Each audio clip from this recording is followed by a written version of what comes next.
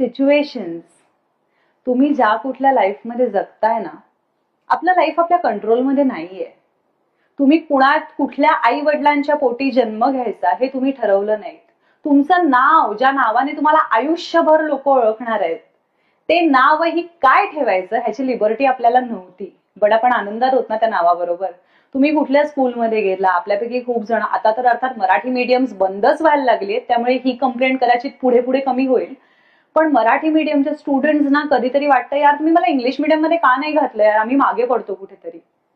तुम्हाला चॉईसेस नव्हते तेव्हा, राईट? आणि हे चॉईसेस आपण जन्माला आल्यापासून अशा खूप गोष्टी आहेत ज्याच्यात आपल्याला आपले चॉईसेस नाहीये. बट दॅट्स ओके, आपण स्टॉप नाही करत जगणं. सो मला तुम्हाला सगळ्यांना सांगायचंय, सिच्युएशन्स आपल्या हातात नसल्या तरी पण त्या पर्टिक्युलर सिच्युएशन्स मध्ये काय वागायचंय हे डेफिनेटली आपलं आपण ठरवणार आहोत ना. आणि मी माझ्या आयुष्यात